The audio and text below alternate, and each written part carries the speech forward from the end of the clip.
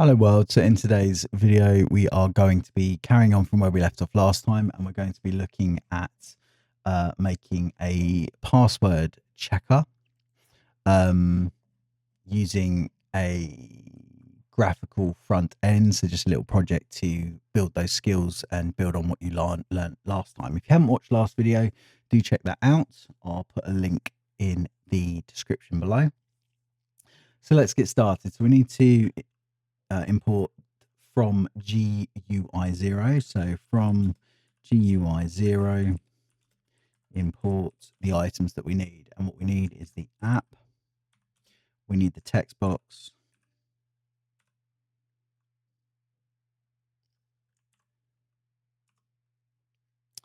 We need the push button.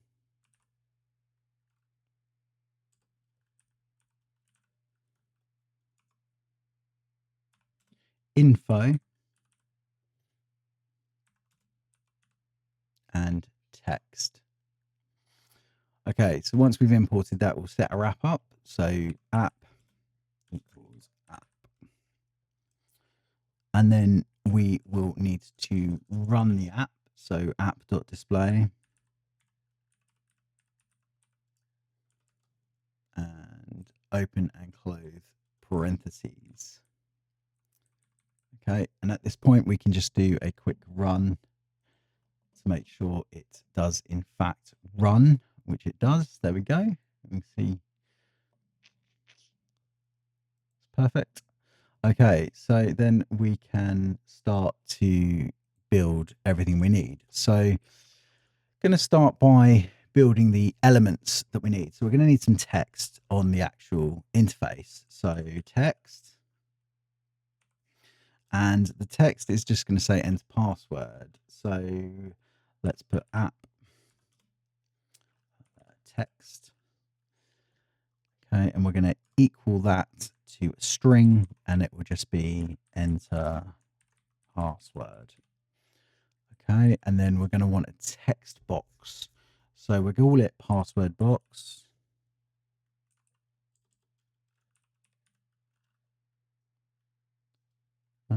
Underscore box. Oh, you know, I'm having real issues with my keyboard today. Password box, like so, and that will equal a text box. And we need to give it some properties. So it's part of the app. And then the main thing I want it to do is I want it to obscure or mask the characters with asterisks. So there's a built-in property for this, and it's just hide text. So we can just go hide underscore text, and we can set that equal to true, like so. And that means that, well, I'll show you actually. So let's run this. Actually, before we run it, let's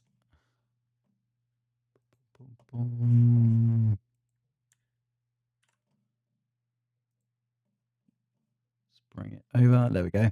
So you can see here we've got the text here. We've got text enter passwords that appears there, and we've got the text box. So when I click in the text box and I put some text, you can see it's masked it and obscured it out with asterisks, and that is just that property there, hide text equal true. We're going to need another box, so I'm going to copy that and paste it just for speed. I've never advised copying and pasting your text like that, because actually it can get you into bad habits. So confirm password, and then we'll just call this confirm password box. Okay, and everything else stays the same. So now we've got what we should have. Fingers crossed. Let's see. Yeah, there we go. So enter password and confirm password, and they both do that. We are going to want a button. So I'm just going to call it button, and it's going to be a push button. And again, we start our properties for our push button, and it's just really simple. It's going to have the text to say either confirm or check or whatever you want to call it really, I will call it check, just like that. And then like with any button, we're going to want it to call an actual function. So to do that, we just type command and we'll set that to the name that we're going to call our function. So I'm just going to call it check password, like so. Now, obviously, this button won't do anything at the moment. So even if I save and run, boom, boom, boom, boom, boom, boom. Oh, why is this a bit upset? Oh yeah. So it won't run because obviously like I said, I haven't defined that function. As we can see here, check password is not defined. So up here we can just define check password. Okay, just for testing, we'll put pass. Okay, so let's save that and run. And there we go. So that has now run. So we can put in a password and we can click the button. But obviously it's not going to do anything because the function doesn't do anything here. So let's actually code this up. So all we're going to do is do some selection or an if statement. And we'll say if password box,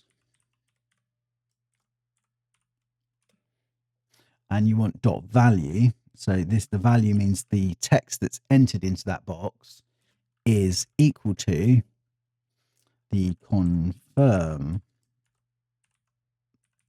password box,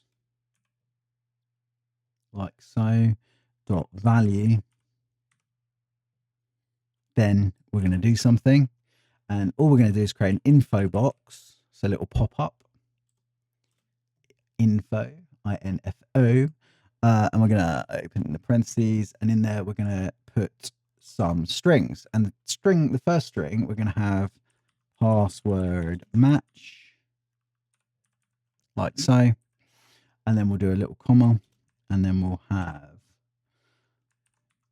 passwords match, full stop. Okay, and that's absolutely perfect. That's what I want. So, and I'll explain the info boxes in a minute. And then we're going to have else. And the else is if they don't match, we're going to have an info box. And we're going to say password mismatch. Okay, so the passwords don't match, comma, and then we'll say passwords do not match.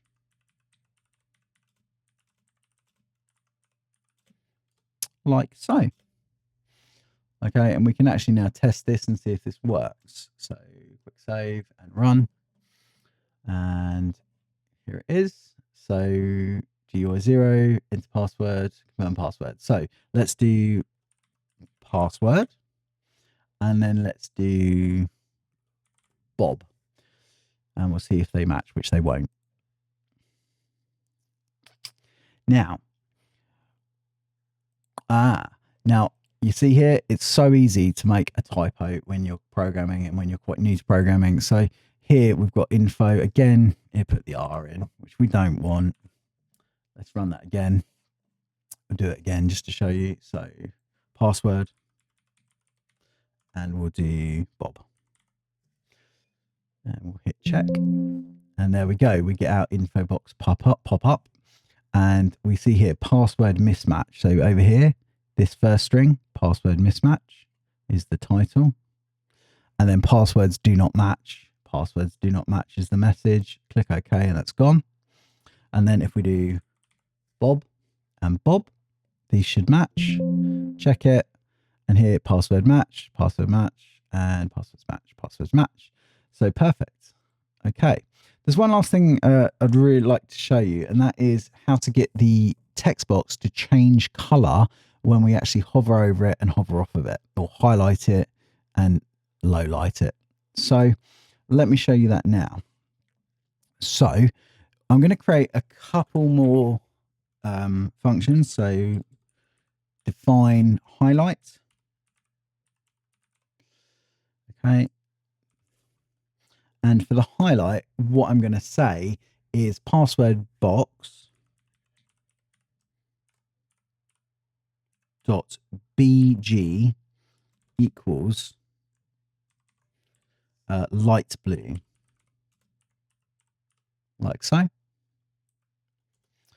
And that's all I want for that. And then I'm going to create another function, and I'm going to call it define low light.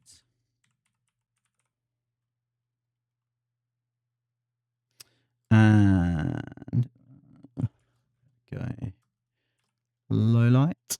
And then we're just going to say password underscore box dot bg equals none, just like that. Okay, now because we've got multiple text boxes, I've actually got 2 text boxes. What I'm going to do is we will copy this and we will make this highlight 1 and this low light 1. And then we will change this here to confirm underscore password box. And this will be confirm underscore password box. Okay. And then that's our function setup. Now down here, what we need to do is we need to tell them how to work. And this is really quite easy. All we're going to do is say password box dot when, and you see there's all these different things we want, and we want when mouse enters. Okay, so when the mouse enters, it's going to run the highlight. And then we can do exactly the same again. Password box dot when mouse leaves, we're going to run low light. Okay, and then we can copy this and we'll put it onto the next box that we've got.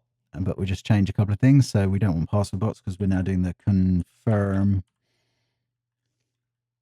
password box. And again here, underscore password box. And we want highlight 1 and low light 1. And we're good to go. So if I run this now and bring it across. So when I hover over the text box, it goes light blue. And when I highlight off it, it goes back to white.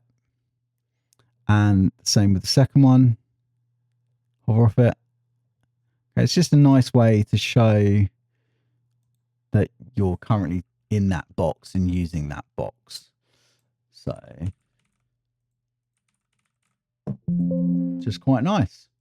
So I hope that's been really helpful for you. We have got another video coming up. So I've got another video coming up, which is going to show you loads of different elements of the widgets. So different types of boxes, and we'll create something a little bit more fun, something a little bit more interactive. So do remember to hit the subscribe button and the bell so you don't miss out. As you can see, I'm trying to upload a little bit more consistently for you and do something a little bit more useful. And because the TK Inter video was quite popular, I have basically been, or Tkinter videos was quite popular, I've been trying to do something with a bit more graphical front end type stuff. So yeah, I hope it's really helped. I do hope it's helped and you're finding it useful. So do please subscribe, hit that like button and hit the bell. It helps me out, and I'm only doing it for you. So thanks a lot.